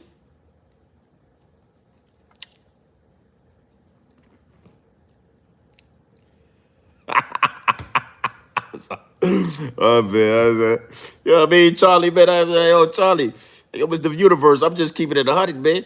The bitch gonna tell your ass, go out there, and then as soon as they blow your ass down, guess what? Bradley gonna be in there popping her back out, and she gonna tell your spirit when Bradley leave. She gonna feel bad. She gonna talk to you in spirit. What am I supposed to do? I got a life to live, man. What am I supposed to do? But you supposed to be celibate for the rest of your life. Respectfully. Yeah, yeah, that's what I believe. You ain't supposed to be. I wouldn't sling nothing to you. Oh, your husband passed away. I can't, I'm not, no, shorty. I'm not putting no pipe in you. Your husband, you a widow? Yeah, I wouldn't dare touch a widow. Bitch, you a widow? I'm good, shorty. I wouldn't put no dick in you. I'm sorry, I can't hit you. What's wrong? Yeah, you supposed to be you a widow. You ain't supposed to be doing this. I got a connection with God, the Most High. I'm not gonna lay down with you. Yeah, I'm sorry. I can't fuck. You still somebody's wife. Did you know that when your husband died, you are still his wife? Y'all haven't got divorced yet. When your husband passes away, doesn't mean you're divorced. It means you're a widow, bitch. That means wife, widow, it's all like the same thing type shit. That's why it's a W in there. Wife, widow. Ain't no divorce. Widow don't spell divorce, bitch. So I wouldn't dare lay down with you. You still a married woman. I don't fuck with married women, bitch. I wouldn't lay a finger on you. I throw some holy water. I go to my mama house and I get it. All right. This ain't. I'm sorry. It's going into comedy hour. Yeah, I'll go get some holy water from my mama house and sprinkle your ass with holy water. Get up out of here, y'all. My bad. I gotta balance this out. My bad. Yeah, I'll sprinkle your ass with holy water. Bitch, you a widow trying to get, bitch, yeah, you need some holy water. I'll get my mama to pray for you. Yeah, I'll get my mama to pray for you. Let me see where we at. Oh, wow. Big salute to the chat. Damn, this joint almost at 80,000. Hey, big salute to the chat, man. Make sure y'all hit the like button and all that.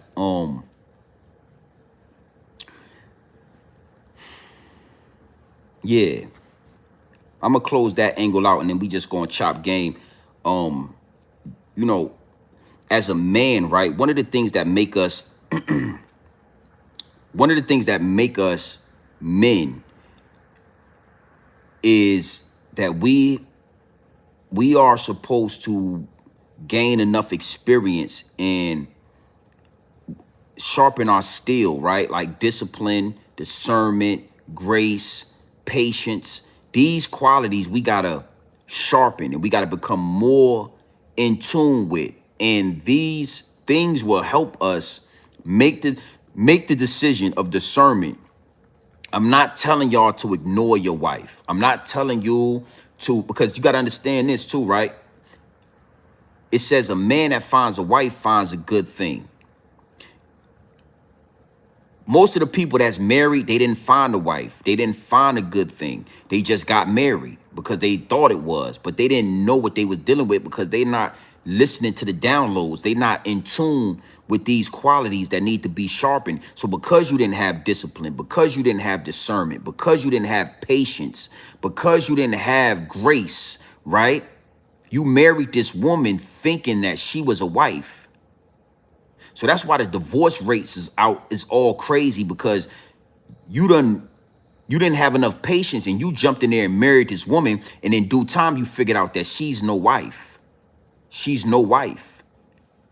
It says a man that finds a wife finds a good thing. So to all the men that have found a wife, that have found a good thing, I'm not telling you to ignore your wife or downplay her opinion or downplay her contributions to the marriage. What I'm telling you is, as a man and a husband, your job is to listen with full discernment for your wife. Open both ears, close your mouth, and fully comprehend what she's saying, and then determine if that is it. And you will know instantly. You will, trust me, when it's right, you won't have to fight with it. And as a man, you're going to have to do that over and over again. You're going to have to make mistakes with that as well. Your wife is going to tell you some shit that's good, and you're going to fight it, and then you're going to lose. And you're going to have to double back and say, you know what, you was right, baby. You was right. You was right about that one. I fucked that one. Yo, I talked about that as well. The whole cryptocurrency situation. You know what I'm saying? So that's what make you a man. You're going to have to bump your head. You're going to have to really learn if she is a wife, if she is what she says she is. And after you bump your head a couple of times, your wife will tell you some shit because you know she is who she says she is, and you going to listen. You ain't even going to ask a question. You know, and you going to listen. Eve wasn't a wife. Eve was there to entertain Adam. Adam was in the motherfucking goddamn garden. Adam was out there helping the animals. All the animals had a partner that they was knocking their back out. The cows had a female. He was blowing her back out. The pigs was blowing.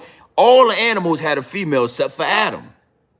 God said, yo, I'm going to take one of your ribs. I'm going to give you a female for you to have fun with. You know what I'm saying? So that you can entertain yourself in this garden. You feel me? So here go Eve, right? Adam wake up, here come Eve. Big, nice breasts. She looking beautiful. God done scoped it out. Thick, whew, she bad. Eve get to knocking her back out. God never said, yo, this your wife, man. Like, this is a honest woman. You know what I'm saying? This is a woman you should listen to. This is a woman that you should take direction from. This is a woman that has your best interest at heart. This is like a Cardi B. I'm gonna drop Cardi in here. Yeah, you want to have some, you know what? I got a Megan Thee Stallion. I'm gonna put in there with you. Now you got to be a man now. Don't let the bitch tell you to leave their garden. Don't let the bitch tell you what to do. Just blow her back out. Y'all have good times with each other. Maybe have a couple babies and all that, whatever, right? But, you know, she good for fucking, you know what I mean? Knock her back out and all that. This nigga Adam done got in there, he done got simpish. He done got soft. That wop was good to him. He dropping Johnson in her. He ain't got to, you know, shit, there ain't no condoms. He busting that motherfucker wet as the ocean. She done told him to eat the apple. He ate the apple. That's wrong. That's all I'm saying. You know, and I always use myself because, again, I'm not like these YouTubers. I'm not like these celebrities. I'm not like Anton Daniels. I'm never going to separate myself from what it is. We all in this. We all in this matrix. We all pay taxes. We all got to realize that there is a most high, right? You know, my old lady, you know, this whole little Bitcoin thing was going on. You know what I mean? You know, me and my old lady, sometimes I would listen to what she was saying. I would take it. Sometimes I wouldn't, right? I read a book called Ways of the Superior Man. To all my men out there, to all the homies out there, it's a book called Ways of the Superior Man. I suggest you get that book. It's a powerful book. I read the book, right? In that book, it says the same thing. It says, you know, don't listen, you know, you got to choose to listen to your female. If she tell you to do something and you do it and it's wrong, it's not her fault. You got to take accountability for that. It's your fault because you chose to do that. So it ties in with the Bible. It makes sense, right? My wife said something about some cryptocurrency. I look into it. Bitcoin, the shit was at like 17,000, right? Now this one I knew, this one I learned after going back and forth that my wife was who she says she is. And I'm going to go a little deeper into this. She tell me about the Bitcoin. I look into the Bitcoin. It's 17 bands for one Bitcoin. I got a bunch of paper, right? So I could buy 3 of these motherfuckers if I really wanted to, right? But I'm looking at it and I'm saying cryptocurrency, this shit going up. I don't want to lose my 17,000. So I say, you know what? I think I'm gonna pass on that. It wasn't even 30 days went by. That shit went from 17,000 to like 50,000. Then it went from 50,000 to 80,000. Then it went from 80,000 to 100,000. Then it went to 100,000 to 115,000. And then it went from 115,000 to $123,000 for one Bitcoin. Guess what I had to do? Guess what I had to do? I had to double back to my old lady and I had to say, you know what? You was right. You was right. When you fucking playing with this money, you gonna win some, you gonna lose some. That was that's a wave that I didn't get a chance to ride but you know the lesson in that, right? You know how I won? Is because lastly, in the Bible, it says, a wife will multiply whatever you bring to the table. Now, this is what I'm going to close with. Big salute to the chat. A wife is not going to chastise you because you broke. She not going to degrade you. She not going to manipulate you. She not going to downgrade you because your money is funny. A wife, a real wife, will look at what you have and naturally try to multiply it. It says this in the Bible. It says a wife will multiply what you bring. So when you look into Instagram and you look into all of these women and they talk about, oh, I don't date broke niggas, and if a nigga ain't got this, and nigga, you need to have a Maybach, and where's the money at, nigga, and blah, blah, blah. If those are not wives. When a woman is talking like that, you should instantly know that's not a wife. Oh, that cock might be good. You know, the motherfucker get the job of that good wolf pussy. You might be hitting that motherfucker. But if she ain't saying to you what you got, or you got $800, listen, I know about this stock called XRP. Give me 500 out of that 8. I'm going to put it into this stock. Because that stock will fuck around and turn that $500 to $100,000, and now we up. We up. A wife, only a wife will multiply what you bring to the table. And that's the lesson I learned from that loss in Bitcoin. First, I was upset. I was upset about it for a while. Like, damn, yo, I missed the wave, right? But I got money in other ways. I get money in multiple different ways. But that was one of them ways where I was kind of like, damn, for a minute, I thought about it.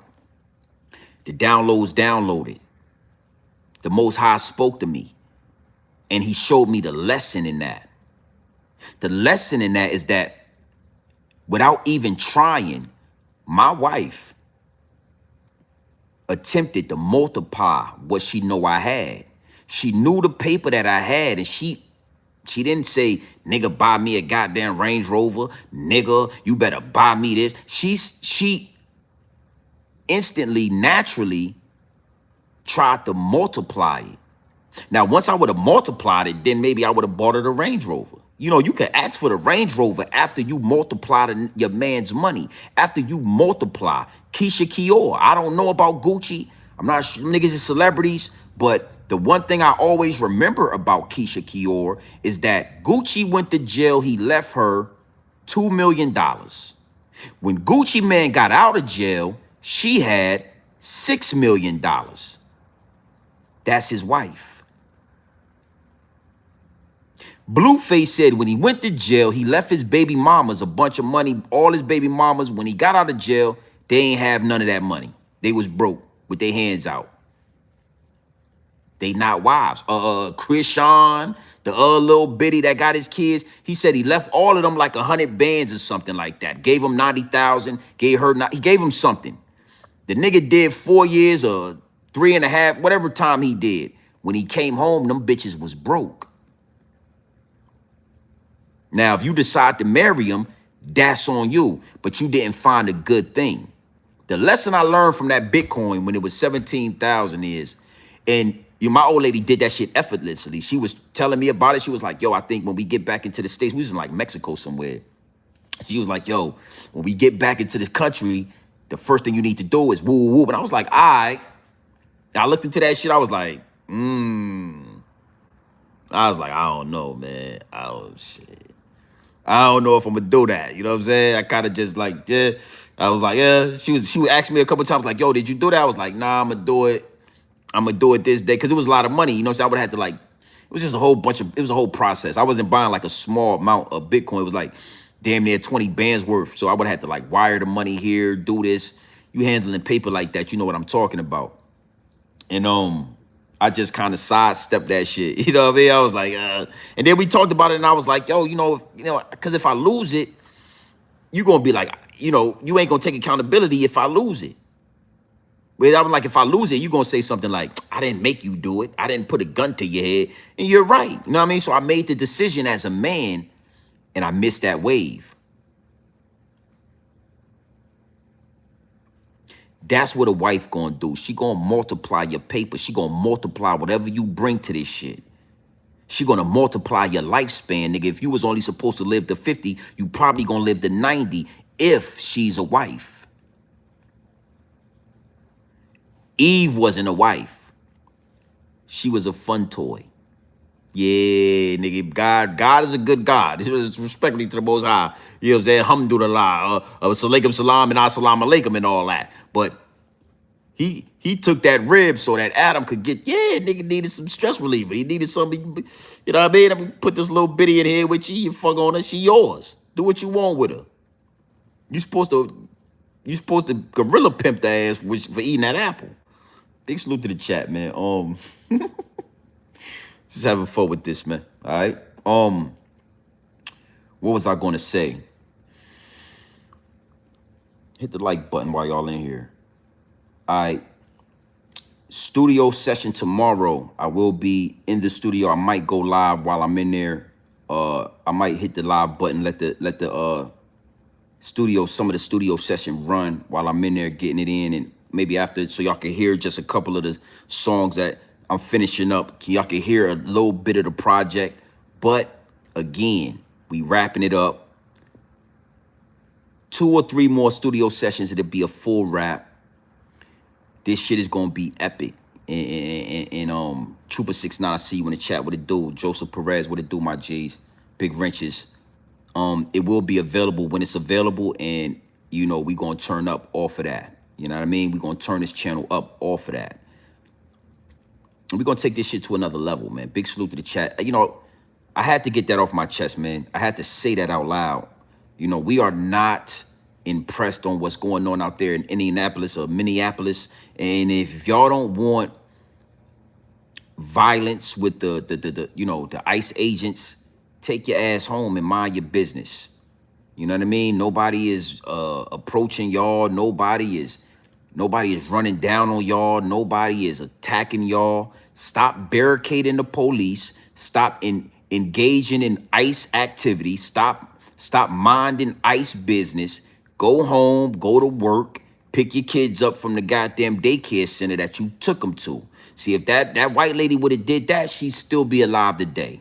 If that white lady would have took her ass home, reheated that cold coffee, and then got back up after eating and cleaning that carpet, and she would have went over there and got her children from the goddamn daycare, and she would have went right back to the house, guess what? She'll be alive today. Simple as that. Simple as that. You know what I'm saying? We get killed for running away from the police. We get assassinated for simply calling the police for help. If I called the police right now, they're going to ask me for my identification. I might end up in handcuffs. Yo, somebody broke in my house. Yo, whoop, whoop, this your house? Yeah, this my house. How? You sure this your house? As a matter of fact, put your hands behind your back, sir. Please put your hands behind your back. What you say will be used against you in the court of law. Nigga, this is my house. I mean, it's a big ass house, sir. Just put your hands behind your back. You're not being detained, but we need to make sure everything is on the up and up. So we not about to fall for the okie doke with you motherfuckers making your way to Minneapolis, paid protesting, trying to push a Rainbow Coalition agenda on some shit that ain't got nothing to do with homosexuality, and then we not riding with that, and we not gonna talk about it every day. If there is a message in the madness, I'll report on that. The message in the madness is men. You know what I'm saying? We really gotta home into what it is to be a man. They got us thinking that money is what make you a man. The man make the money don't make the man. That's why a lot of lame ass niggas got money. That's why you look at Casanet. We're gonna go live about Casanet. We're gonna double back because I already talked about Casanet, but it's nasty work. The man is who make the money. The money never made the man.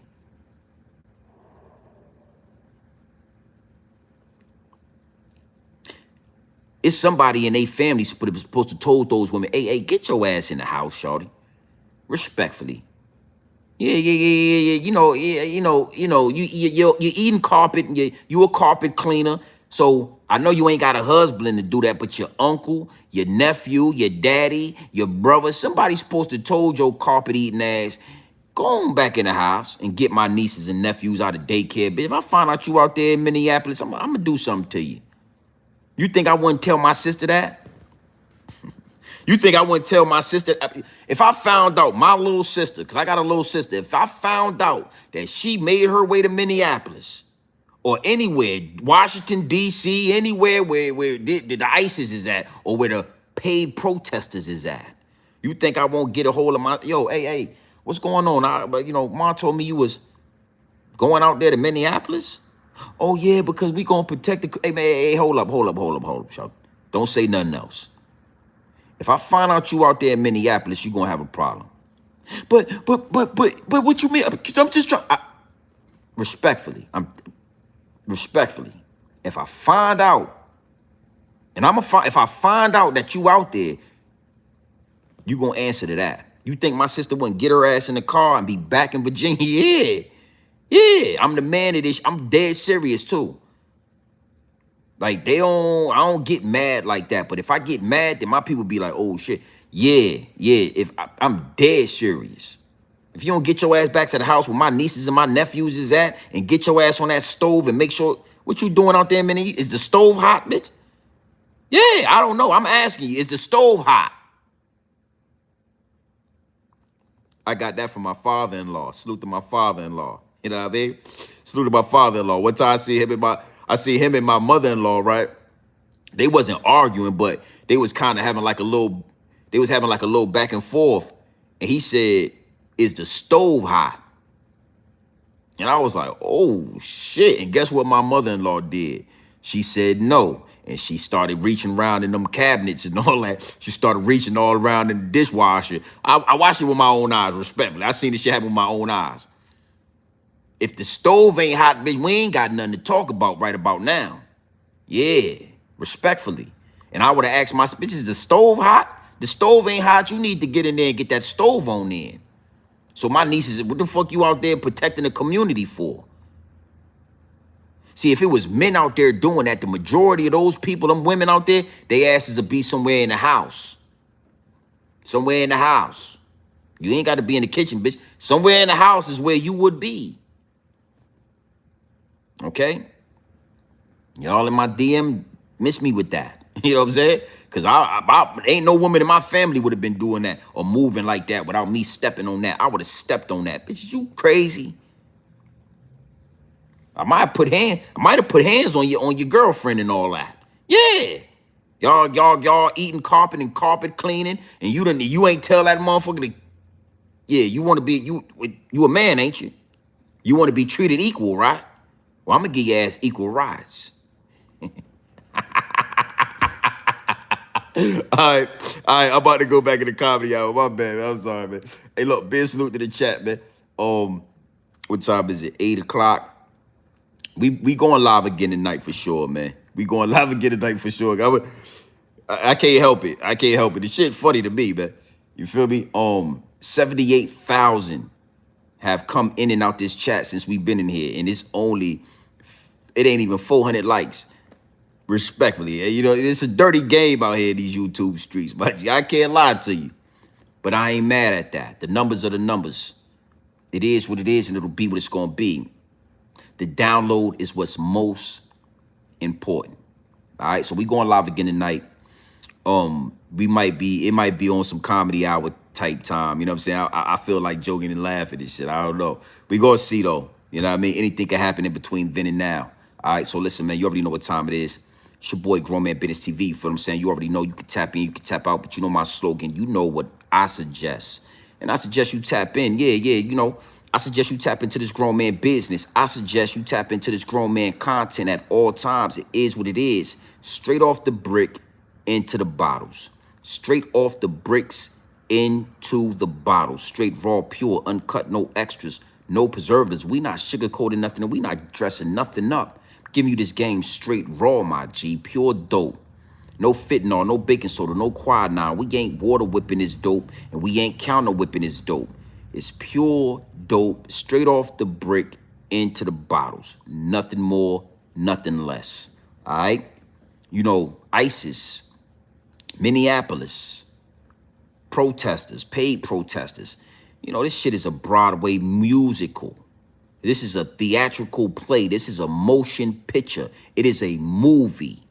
This is not real. This is the Matrix. All right? So before you get all worked up when you're in the DMs and you're talking to me, you seem so worked up, you know, take a breather, gather yourself. Remember, this is the Matrix. You got to always remember what you're dealing with. That shit, that is a script being ran. Motherfucker running all around the street. You know how many bodies would be in the street if that was really going down? If this was a real thing, you know how many shots would already been popped off? Okay? You know, and then secondly, we've been through enough as far as my people on this land, on our land. You know what I mean? We know what it means to get discriminated. We know what it means for the police to pull you out, do something to you. We know what, it ain't nothing y'all could go through we ain't experienced. So miss us with that part. You know what I mean? Like, we just gonna get the violins for you.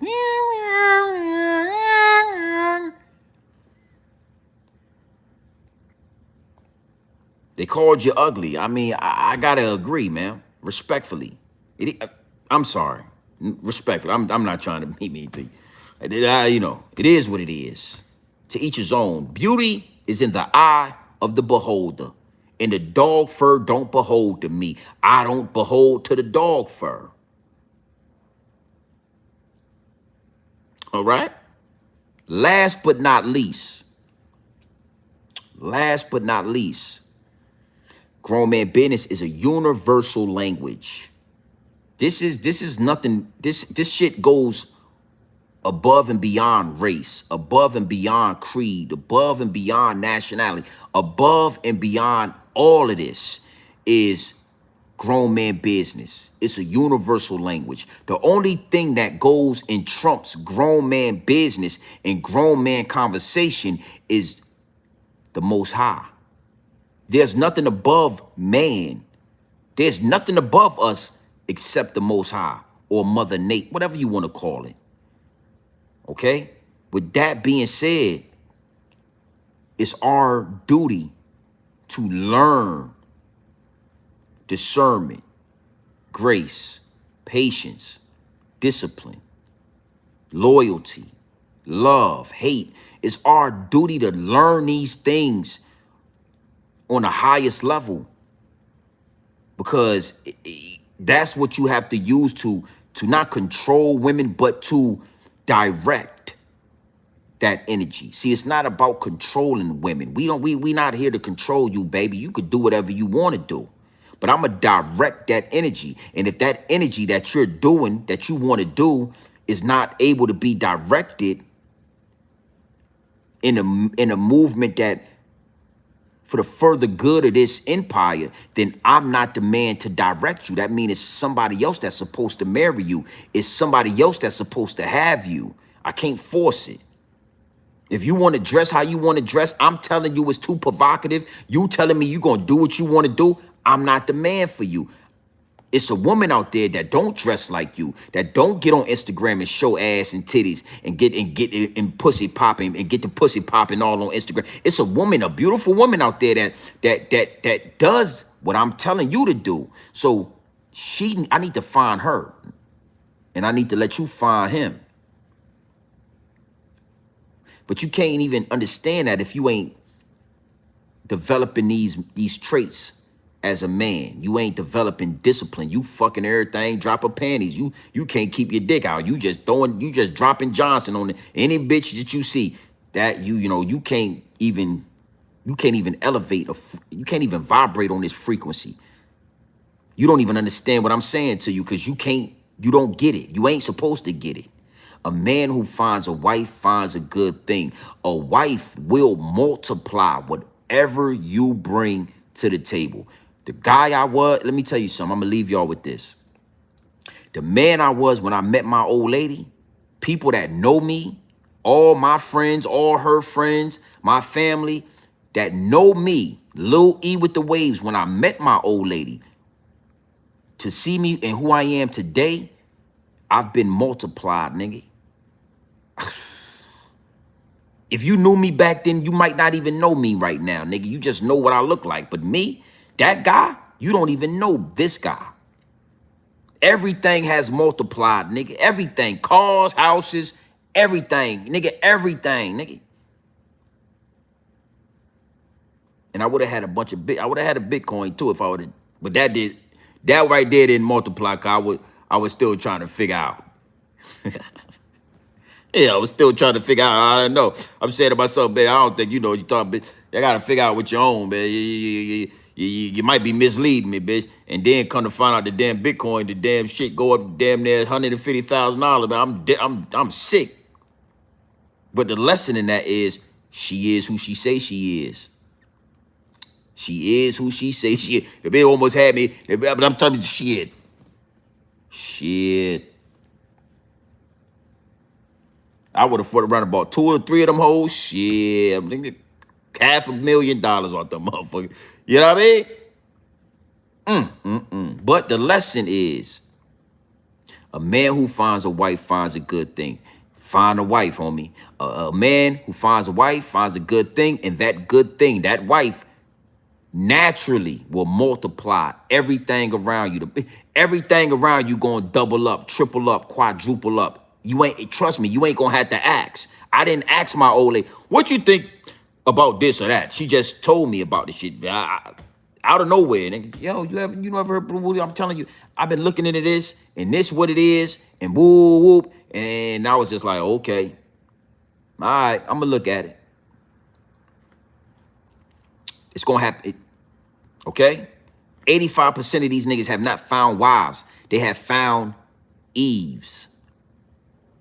Adam, Eve, they got an Eve next to them. Guess what Eve gonna do? She gonna let that other nigga deceive her. Guess what Eve gonna do? She gonna let that other nigga get in her ear. Guess what Eve gonna do?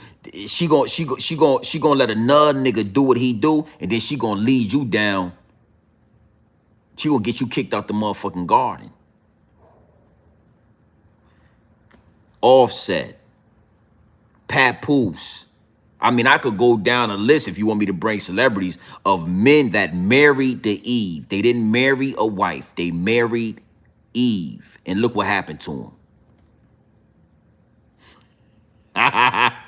Big salute to the chat. Y'all already know what time it is, man. It's your boy. It's yours truly. Grown Man Business TV. Feel what I'm saying? You can tap in. You can tap out. But you know my slogan. You know what I suggest. And I suggest you tap in.